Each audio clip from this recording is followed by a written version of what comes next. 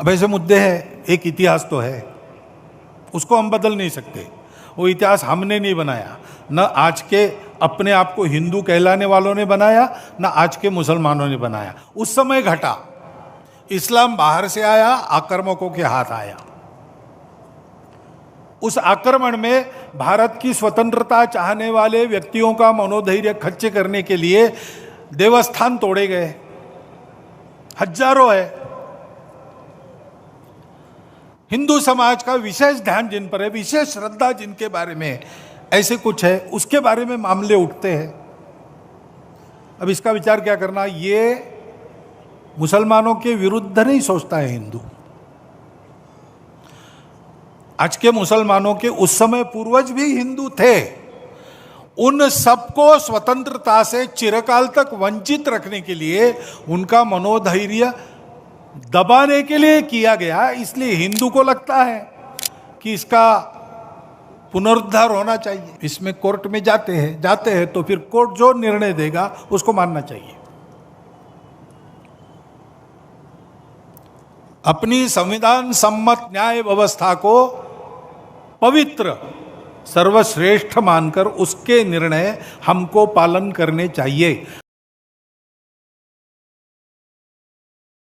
बड़े बड़े कहलाने वाले में नहीं, और एक मिला जुला ऐसा नया एक कुछ राष्ट्र जीवन बनाने का प्रयत्न किया, जिसमें कि यहाँ का निवासी हिंदू उसका विनाश करने के लिए, उसके ऊपर आक्रमण करने वाला, ऐसे जो कुछ बाकी के समाज में सब, इनको समान रूप से ही जिसका अंग माना। ನಮಸ್ಕಾರ, ಇದು ಸುದ್ದಿ ವಿಶ್ಲೇಷಣೆ. ನಾನು ಶಶಿಧರ್ ಭಟ್. ಇವತ್ತು ನಾನು ಚರ್ಚೆ ಮಾಡ್ತಾ ಇರುವುದು RSS ಮುಖ್ಯಸ್ಥ ಮೋಹನ್ ಭಾಗವತ್ ಅವರು ಮಸೀದಿಗೆ ನೀಡಿದ ಭೇಟಿ.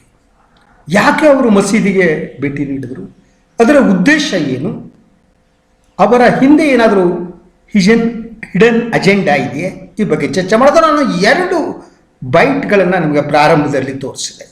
ಒಂದು ಮೋಹನ್ ಭಾಗವತರವರು ಆಡಿರುವ ಮಾತು, ಅದು ಜ್ಞಾನವಾಪಿ ಮಸೀದಿ ಏನಿದೆ ಅದರ ವಿವಾದದ ಸಂದರ್ಭದಲ್ಲಿ ಎಲ್ಲ ಕಡೆ ಶಿವಲಿಂಗವನ್ನು ಹುಡುಕುವುದಕ್ಕೆ ಹೋಗಬೇಡಿ ಅಂತಲೂ ಅವರು ಹೇಳಿದರು. ಅವರ ಮಾತು ಕೆಲವು ಬಹಳ ಮುಖ್ಯವಾದ ಪ್ರಶ್ನೆಗಳನ್ನು ಕೇಳುವಂತೆ ಮಾಡುತ್ತೆ.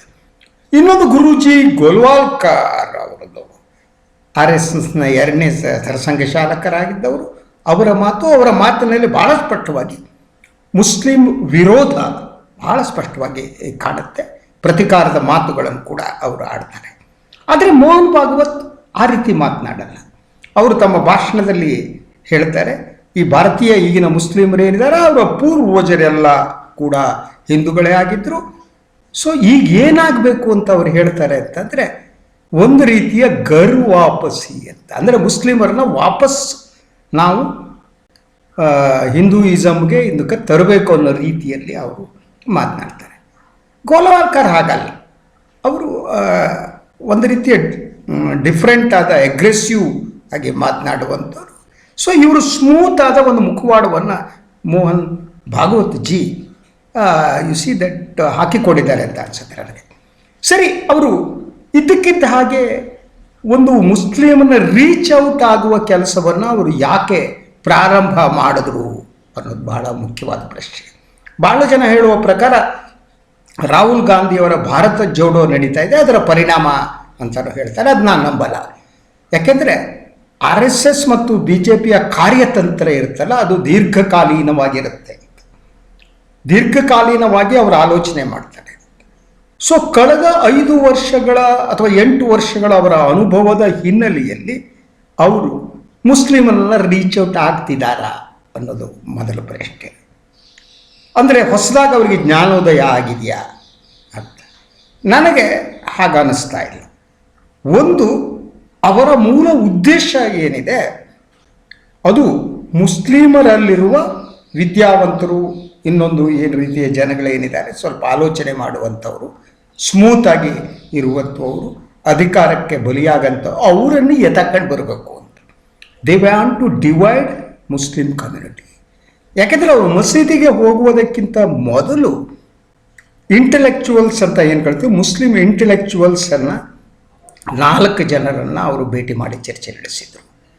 ಅವರ ಜೊತೆಗೆ RSSನ ಸಂಪರ್ಕ ವಿಭಾಗ ಅಂತಿದೆ. ಅದು ಪ್ರಾಯಶಃ RSSನ ಯಾರು ವಿರೋಧಿಸ್ತಾರೆ ಅವರನ್ನು ಮನವೊಲಿಸಿ RSS ಬಗ್ಗೆ ಒಳ್ಳೆಯ ಅಭಿಪ್ರಾಯವನ್ನು ಮೂಡಿಸುವಂಥ ಕೆಲಸವನ್ನು ಈ ಸಂಪರ್ಕ ವಿಭಾಗ ಮಾಡುತ್ತೆ. ಆ ಸಂಪರ್ಕ ವಿಭಾಗದವರು ಅವ್ರ ಜೊತೆ ಇದ್ದರು. ಅವರು ಮೀಟ್ ಮಾಡಿದ್ರಲ್ಲಿ ಖುರೇಶಿಯವರು, ಅವರು ಚುನಾವಣಾ ಆಯೋಗದ ಮುಖ್ಯಸ್ಥರಾಗಿ ಬಂದವರು. ಅವರಿದ್ದರು. ದೆಹಲಿ ಲೆಫ್ಟಿನೆಂಟ್ ಗವರ್ನರ್ ಆಗಿ ಕೆಲಸ ಮಾಡಿದ ಜಂಗ್ ಅವರಿದ್ದರು. ಅಂದರೆ ಬಹಳ ಸ್ವಲ್ಪ ಸ್ಮೂತಾಗಿ ಇರುವಂಥ ಮುಸ್ಲಿಂ ನಾಯಕರು ಅಥವಾ ಅಧಿಕಾರವನ್ನು ಅನುಭವಿಸಿದವರು, ಅಧಿಕಾರದ ಬಗ್ಗೆ ಮೋಹ ಇರುವಂಥ ಅಂಥವ್ರ ಜೊತೆ ಅವರು ಚರ್ಚೆ ನಡೆಸಿದರು. ಅದರ ನಂತರ ಅವರು ಆಯ್ಕೆ ಮಾಡಿಕೊಂಡ ಮಸೀದಿ ಅಂತ, ಆ ಮಸೀದಿಯ ಬಗ್ಗೆನೇ ಈಗಾಗಲೇ ವಿವಾದ ಇದೆ. ಅದು ಇಲ್ಲೀಗಲ್ ಅಂತ ಹೇಳಲಾಗ್ತಾ ಇದೆ. ಸೊ ಅದು ಇಲ್ಲೀಗಲ್ ಆದ್ದರಿಂದ ಅಲ್ಲಿರುವ ಮದ್ರಸಾ ಕೂಡ ಇಲ್ಲೀಗಲ್ ಅನ್ನುವ ಮಾತು ಕೂಡ ಇದೆ.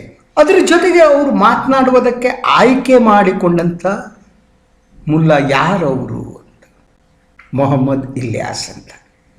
ಅವರ ತಂದೆಯವರು, ಅವರ ಕುಟುಂಬ ಒಂದು ರೀತಿಯಲ್ಲಿ BJPಯ ಪರವಾಗಿ ಮೊದಲಿನಿಂದ ಇದ್ದಂಥ ಕುಟುಂಬ ಅಂತ. ಈ ಭೇಟಿ ಮಾಡಿದ ಮೇಲೆ ಅವರು ಮೊಹಮ್ಮದ್ ಇಲ್ಯಾಸ್ ಅವರು ನೀಡಿದ ಹೇಳಿಕೆ ಶಾಕಿಂಗ್ ಅಂತ. ಏನಂದರು ಅವರು, ರಾಷ್ಟ್ರಪಿತ ಅನ್ನುವ ಮಾತನ್ನು ಅವರು ಮೋಹನ್ ಭಾಗವತ್ಗೆ ಹೇಳಿದರು. ಆ ಮೂಲಕ ಈ ದೇಶದ ನಿಜವಾದ ರಾಷ್ಟ್ರಪಿತ ಮಹಾತ್ಮ ಗಾಂಧೀಜಿ ಅವರಿಗೆ ಅವರು ಅವಮಾನವನ್ನು ಮಾಡಿದ್ರು. ಸೊ ಅದರ ಜೊತೆಗೆ ಅವರಿಗೆ ರಾಷ್ಟ್ರ ಋಷಿ ಅಂತ ಕರೆದರು. ಎಷ್ಟರ ಮಟ್ಟಿಗೆ ಹೊಗಳಬಹುದೋ ಅಷ್ಟು ಮೋಹನ್ ಭಾಗವತರನ್ನು ಅವರು ಹೊಗಳಿದರು. ಸೊ ಇದು ಯಾಕೆ ಅಂತ, ಇದು BJPಯ ಒಂದು ಲಾಂಗ್ ಸ್ಟ್ರಾಟಜಿ ಅಂತ. ಸೊ ಮುಸ್ಲಿಂ ಜನಾಂಗದಲ್ಲಿ ಈಗಾಗಲೇ ಈ ನೀವು ಕೆಲವು ಕಾರಣಕ್ಕಾಗಿ ಕೆಲವು ಮುಸ್ಲಿಮರುಗಳು BJP ಕಡೆ, ಎಸ್ಪೆಷಲಿ ಮುಸ್ಲಿಂ ಮಹಿಳೆಯರು ತಲಾಕ್ ಇದಾದ ನಂತರ ಸ್ವಲ್ಪ ಪ್ರಮಾಣದಲ್ಲಿ BJP ಕಡೆ ಒಲವನ್ನು ಹೊಂದಿದ್ದಾರೆ ಅನ್ನೋ ಮಾತು ಕೇಳ್ತಿದೆ. ಅದು ನಿಜ ಇರ್ಬೋದು, ತಲಾಖನ್ನು ನಿಷೇಧಿಸಿದ ಮೇಲೆ. ಸೊ ಅದಾದ ಮೇಲೆ ಇವಾಗ ಯಾರು ಮುಸ್ಲಿಮರ ಒಳಗಡೆ ಸ್ವಲ್ಪ ಇಂಟೆಲೆಕ್ಚುವಲ್ ಲೆವೆಲ್ ಅವರು ಯಾರಿದ್ದಾರೋ ಅವರನ್ನು ಎಳೆದುಕೊಳ್ಳುವಂಥ ಒಂದು ಯತ್ನ ಇವರು ಮಾಡದಂತೆ ಕಾಣ್ತಾ ಇದೆ.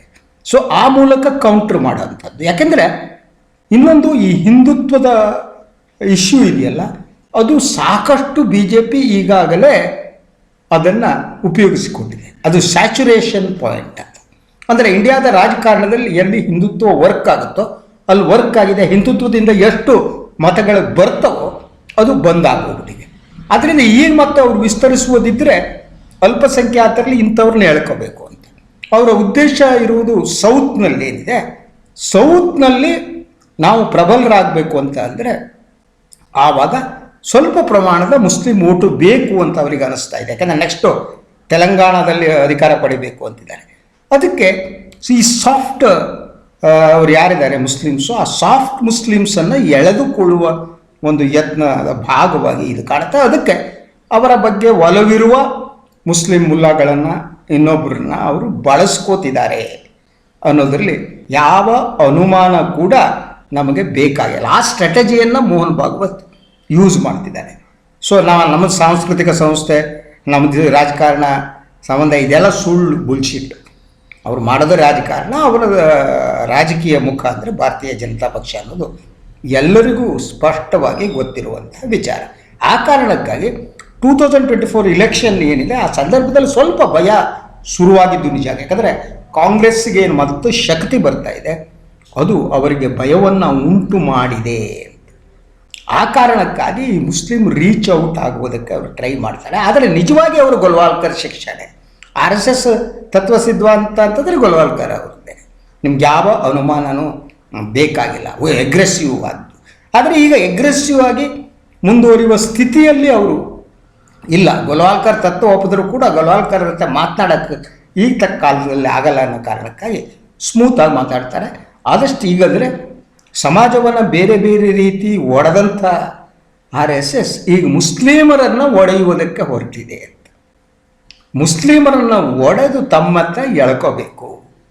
ಮುಸ್ಲಿಮರಿಗೂ ಒಂದು ರೀತಿ ಆತಂಕ ಇದೆ, ಅವರಿಗೆ ಅನುಮಾನ. ಇತ್ತೀಚಿನ ಬೆಳವಣಿಗೆಗಳಿಂದ ಮುಸ್ಲಿಂ ಸಮುದಾಯದಲ್ಲಿ ಒಂದು ಆತಂಕ ಇದೆ.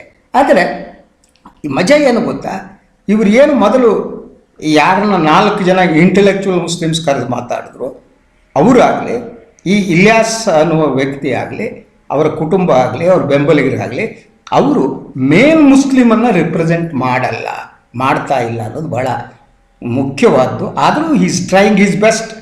RSS ಇನ್ನೊಂದು ಷಡ್ಯಂತ್ರ ರಚಿಸಿದೆ. ಇದು ಯಾವ ಪರಿಣಾಮ ಬೀರುತ್ತೆ, ಏನಾಗುತ್ತೆ ಅನ್ನೋದನ್ನು ನಾವು ಕಾದು ನೋಡಬೇಕಾಗಿದೆ.